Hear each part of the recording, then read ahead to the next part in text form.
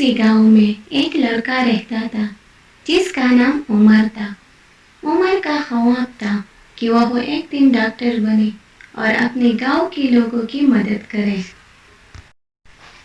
لیکن عمر کے گھر کے حالات اچھے نہیں تھے۔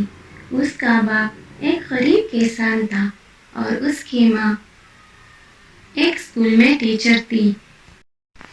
عمر گھر میں سب سے بڑا تھا۔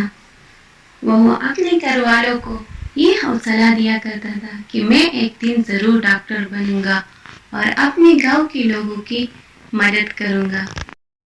عمر نے اپنی تعلیم جاری رکھی اور بہت زیادہ محنت کیا۔ وہ ہمیشہ اپنے گھر والوں کی مدد کرتا تھا اور اپنے خواب کو پورا کرنے کے لیے خوب سارا محنت بھی کرتے تھے۔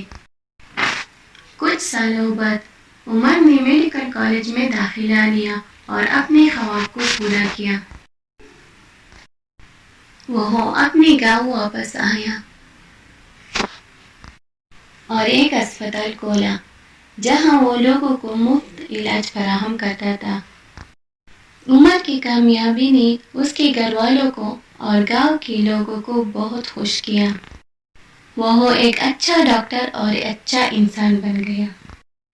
عمر نے اپنے خواب کو پورا کر کے اپنے گھر والوں اور گاؤں والوں کو فخر کا موقع دیا۔